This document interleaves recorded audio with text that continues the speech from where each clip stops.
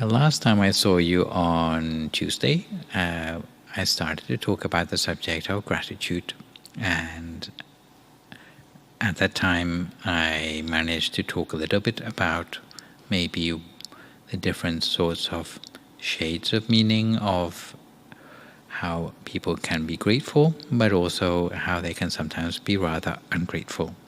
And the key to being grateful on all levels was to do with recognizing when people have helped us in the past, also trying to do something to repay that debt of gratitude, and also honoring those people whenever given the chance.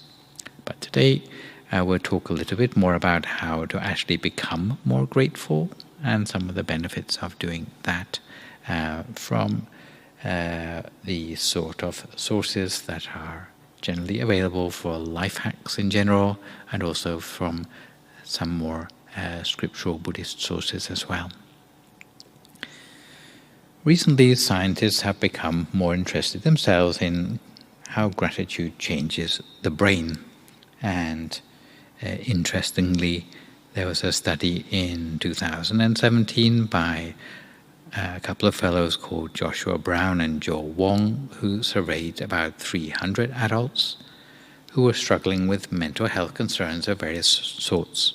And they found significant improvements in those who wrote 3 weekly letters of gratitude to another person, as compared with those who merely wrote down their deepest negative experiences, or those who didn't write anything at all. And those researchers interpreted their findings to mean that gratitude unshackles us to some extent from what can be quite toxic emotions. And even if you don't share your gratitude with others, simply thinking about it or reminiscing about it, although the benefits may take some time, do seem to have a lasting positive effect on the brain. And apart from writing letters of gratitude, there's another academic called Robert Emmons in the University of Berkeley, who highlighted another 10 further pieces of self-help advice for those who are hoping to cultivate more gratitude in their lives.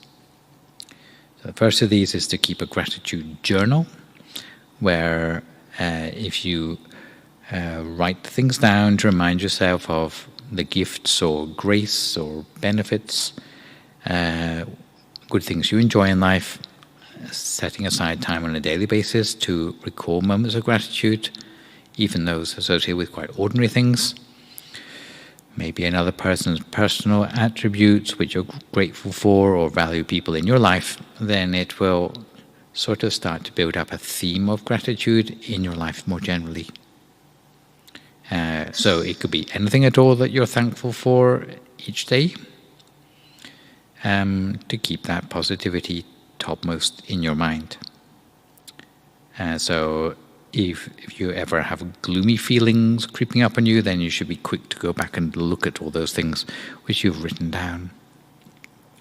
So people can make up their own personal list of things they're grateful for, but within the Buddhist tradition there is a sort of ready-made list of things to be grateful for, which everyone can relate to some extent, which would include things like being human in the first place rather than a savage, gratitude to your family or its good reputation, gratitude to how much age and experience you've managed to build up for yourself. Every year you're older, then it's somehow a victory on a certain level.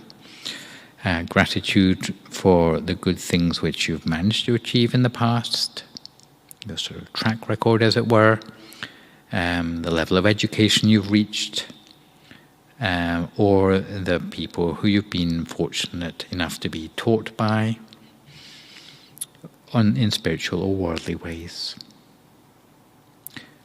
Another way to sort of focus on the positive side is to recall difficulties in your past which you've now managed to put behind you. So don't dwell too much on how bad it was then, but like where you've got to now, then feel proud of the fact that you have got this, you've weathered the tough times in your past. Another piece of advice from more Japanese advice on life is something called the Naikan introspection technique, which was invented by, surprise, surprise, by a Buddhist priest called Yoshimoto Ishin. And he advocated that we ask ourselves 3 questions. Firstly, in relation to a particular person in our lives, what have I received from this person? And then ask yourself, what have I given to this person? So, is that sort of balancing out in some way? And then thinking about what troubles and difficulty have I caused this person? So, hopefully the last 2 should balance out, but if you realize that you have imposed on a person, then that there is an opportunity there to think of gratitude. So the awareness generated by this introspection technique is supposed to be particularly effective to increase sense of gratitude towards family members. So that's the Naikan introspection technique. 4th way is learning affirmations for gratitude as a motivation booster, a little sort of personal motto perhaps, which you bring to mind. Often having some sort of inspiration like that means that the difficulties that you're going through are very insignificant compared to the bigger cosmic picture. So to put your own personal difficulties into perspective. 5th piece of advice is to come to your senses. Have you come to your senses yet? Seeing, smelling, tasting, hearing, touching gives that an appreciation in the detail about how quite ordinary things in our life are actually quite miraculous. Simply being alive or staying alive is actually not only a miracle in many cases, but also a gift of a sort. So the time you have in your life is a gift of a sort. A 6th way is to use visual reminders of things which you are grateful for. And if you ever have the chance to look around in this meditation center, like filled with pictures of teachers and great things going on in different places in Thailand and things we have done in the past together, these prominently displayed pictures are, if you ask why they're there or so prominent, it's to remind us of things which we can be grateful for within a tradition, a spiritual tradition, because often the thing which leads us to feel downhearted is that we are forgetful about all the things that we have done in the past together, and we lack that sense of mindful awareness. You can also resolve to practice gratitude more. It can be something like a resolution which you would do maybe at New Year, which could be something really simple like I resolve to count my blessings each day.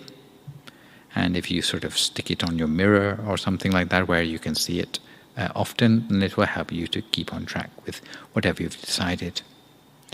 An 8th thing is to watch your language. You may notice that your stereotyped grateful person has a particular sort of turns of phrase which they tend to use quite often, like gifts and givers and blessings and blessed and fortunate and abundance, where you don't focus on just how great you are, but you focus more on the good things that have come to you from other people or that they have done on your behalf. The 9th thing is to become more grateful, even if you are not quite at the point of mastering gratitude, but you can always fake it till you make it. Simply by going through the motions of gratitude, like smiling or thank you or writing thank you letters. Maybe you don't you feel rather reluctant to do those things, but by doing them, simply going through the motions, little by little, the authentic motion of gratitude will gradually come to the fore. And there's one that seems to have fallen off the screen there, which is to think outside the box, where if you want to flex your gratitude muscles, sometimes to actively look for new things, situations and circumstances to express gratitude. Like planting the tree which you don't expect to sit under for yourself, but others may benefit from, for example. So objects of gratitude within the Buddhist tradition, some of which I've talked about on previous occasions. Things like the Buddha, the Dharma, the Sangha, parents, teachers, virtuous employers, virtuous rulers, educational objects and pagodas are things that we have talked about previously, often in the context of respect. But today I have saved a few more which we haven't talked about before, which may include new things like animals. Ever thought about being grateful to an animal before? Beasts of burden, for example. Inanimate objects such as our homeland or shade-giving trees. Goodness, slightly more abstract, or even gratitude to ourselves, or at least to our own good health. So, to look at some of these. Talking of animals, especially service animals of various sorts, can create a big difference in people's lives. To give a sort of fairly concrete example, in Thailand, before the advent of farm machinery or motorized rotavators, tractors, they used to use water buffalo to plow the fields. A bit stronger than human beings. But because they realized how indebted they are to the animals which must pull the plow, then they would always take really good care of those beasts of burden, have compassion for them, because otherwise being left out in the midday sun, for example, would be torture to those animals. So they would usually pamper those big beasts quite a lot. They would make sure they always were taken to pastures with soft grass after a working day and given rest. And they would love their buffaloes very much and felt their debt of gratitude so strongly that they would never whip them or beat them. And some would even make sure that the buffaloes had a mosquito net over where they slept at night. Isn't that cute? And when they got too old to work and their teeth started falling out and that sort of thing, what would they do with them? Well, they put them out to pasture. Yeah. But if ever they passed away of natural causes, then they would have a barbecue. Yes. Sort of pragmatic ties for you. Yeah. And if anyone treated their buffalo badly, then they would be seen in a very poor light by the rest of society, and treated with caution, because if they didn't take good care of their buffalo, who they relied upon for their living, then who else would they be likely to have any gratitude for? Other things I've not mentioned previously, gratitude for shade and shelter from a tree would mean that people would look after trees by not cutting it down, not leaving litter around.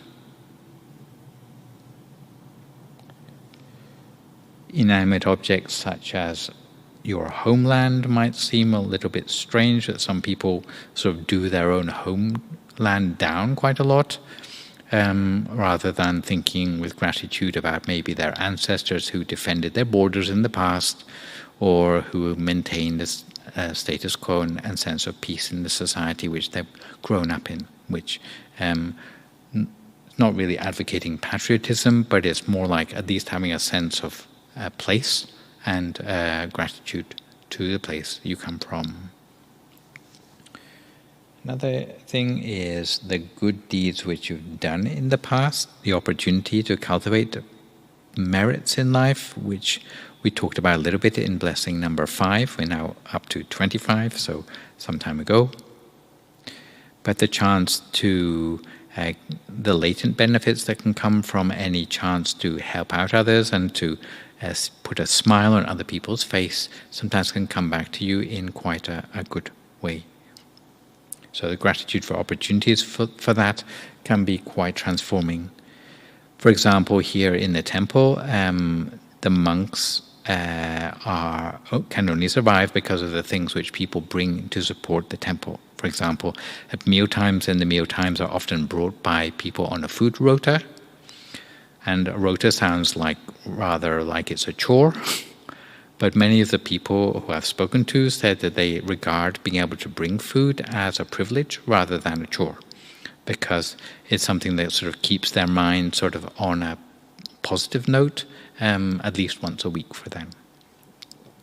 To have that warm, fuzzy feeling inside that comes when you're able to do something good for someone else. And for your own health, latent benefits, sometimes it's not until you lose things that you realize how valuable they are. And gratitude is often about appreciating the value of something without having to lose it first before you realize it's so great when it's too late already. So things like physical health, mental health, often they are irreplaceable. And if we can come to appreciate those things before they are taken from us or we lose them, then it helps us to see the value rather than taking risks or being ungrateful to our physical well-being, for example. Within Buddhism, the Buddha advocated that we should be thankful. Let's say there. Let us rise up and be thankful. If we didn't learn a lot today, at least we learned a little. And if we didn't learn a little, then at least we didn't get sick. And if we got sick, then at least we didn't die, so let us all be thankful. I'm not sure if that's a real quote or not, but I think we can go along with it.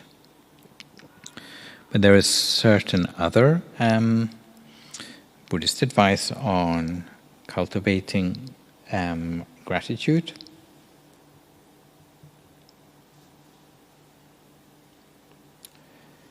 And sometimes it's good to start at an early age.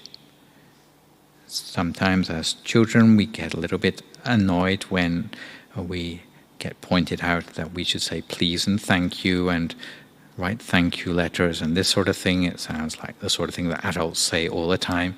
But those little sort of reminders about gratitude, actually they become ingrained in a way that stays with us for the rest of our life. So actually starting young can be a very powerful influence on gratitude for later in life. Sometimes gratitude can sound like it's a bit of a one-way street, but often within Buddhism it's seen that if we need to repay debts of gratitude to those who have helped us, then sometimes it's good to not take help from others unless it's really necessary. Because if we are going to have to be grateful to people for the rest of our life for the ways they've helped us, sometimes it's better to help ourselves with as much as we can. Also, there are some dangers involved with gratitude, which are probably worth pointing out, the differences between cultures, that sometimes people can become unethical if they are if someone has helped them in the past, but that person later on does something corrupt. Does that mean we still should be grateful to them and suck up to them? No. So it's better to have some degree of equanimity and recognizing when we are showing gratitude for the goodness of a person And if that goodness turns sour at some point, then we should make sure that we only help them for the things that are good and not make it just a question of loyalty. Otherwise, we end up being loyal to people who maybe are easily led into bribery or corruption. It's like politicians who give everyone a big meal before the elections come up. So does that mean that you have to show your gratitude by voting for them even though you don't agree with any of their policies? That sort of thing, which you need to watch out for. Also, in order to avoid gratitude becoming transactional, it's often seen to be bad form to call in favors. If you've helped someone in the past, it's bad form to call in the favor back. It should be down to that person without being asked to want to help you if they can. Yeah? Anyway, I'll finish off with a little story, which is probably a good one for Christmas time. And it's a story which is entitled Trying Again. It actually comes from a writer called Lenore Pimental, who lives in North California. And her story was picked up by Jack Kornfield in his book called No Time Like the Present, but I think it's worth repeating. So Lenore Pimental actually worked in social services in North California, and this story comes from her experience. So the story goes like this. The man was my age, but he looked many years older. He was an army veteran, but he was also homeless, cold, and hungry. I could see that he had tried to wash up before coming into the social services department to ask for help. His face and hands were clean, but his clothes were filthy. And though he claimed not to have had any alcohol that day, the smell of it seeped from his pores.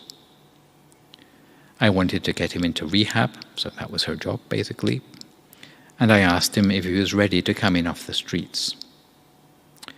No, ma'am, he said, all I'd like is a few dollars and some bus tickets. If I can get sober enough, they'll let me into the shelter across town. And the lady knew that that shelter had only 50 beds, really just cots. And the homeless were admitted at night and forced out at dawn to have breakfast at a nearby charity. So 50 beds, but nearly 1,000 homeless in the city. And winter in Northern California means cold, rain, and mud. And even though this man and many like him slept under bridges to keep dry, the dampness penetrated everything. His clothes and the bedroll he placed on the floor smelled moldy. The pages of a book he carried were swollen. I asked him how many times he'd tried rehab. 2 or 3 a long time ago, he explained. Maybe it's time to try again.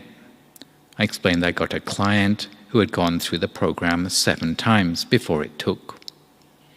Besides, I said, we're months away from warm weather. What else have you got going on? So I watched his face as he considered my offer. I thought I saw a flicker of hope in his eyes, followed by a shadow of doubt. He'd tried it before. It had been hard, impossibly hard. But so was living on the streets. Finally, he lifted his head and looked at me. I reached for the phone. Shall I asked, and he barely nodded yes.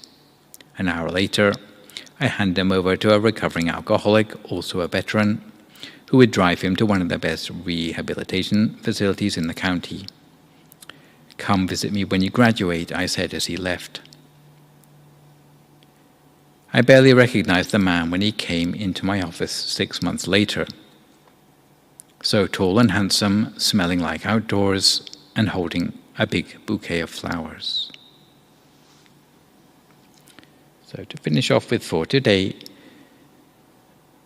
when considering special strategies for cultivating gratitude, we should bear in mind the words of Henry Nouwen, from his book, The Return of the Prodigal Son. The choice for gratitude rarely comes without some real effort. But each time you make it, the next choice is a little easier, a little freer, and a little less self-conscious. Similarly, from a lack of awareness as to how others have helped us, we may need to make a special effort at first to appreciate things we are grateful for, but the process shouldn't stop there. We also need to go on to find ways to repay those who have helped us and ultimately honor the goodness of those who have initiated favors towards us in the past. So if you're new to meditation today, I'd like to finish by saying that try to meditate further. Practice makes perfect. And try to find a little time to meditate each day at home if you can. If you can start with a length of time like 20 minutes, then if it becomes a daily part of your life, then you can then build on that length of time. If you're a youngster, then maybe take your age and multiply that by the number of minutes. Maybe it's not even 20 minutes that you need to sit, but sit every day if you can, at a time of day that it is convenient for you, when you know you won't be interrupted, and it will become easier with each meditation. If you're a little hazy on the technique, we have an app for that called MindGem, which you can download for free onto your mobile phone, and it has lots of audio tracks of various lengths on there from the tradition which emphasize the center of the body, which you can follow along with as you're meditating to find a way of practicing that suits you. Classes here are winding up now for 2022, but they will start again on Tuesday the 10th of January. And they take place every Tuesday and Thursday evening, with the meditations on a Tuesday being a little bit shorter. If you're free at all over the Christmas break, then between the 30th of December to the 2nd of January, we have a little New Year retreat going on here in an informal sort of way, but there will be teachings and meditations held in English between 9 and 11 in the morning and between 1 and 3 in the afternoon, at least on the 31st, 1st and the 2nd.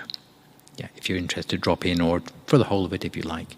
There's lots of fun things going on here because in the Thai community they tend to emphasize New Year more than Christmas. And something to look forward to in the New Year is that we have a group of monks visiting us from the International Monastery in the north of Thailand, giving their teachings in the period of the 17th to the 24th of January, in case you'd like to hear some of their tips and tricks for meditation coming direct from Thailand.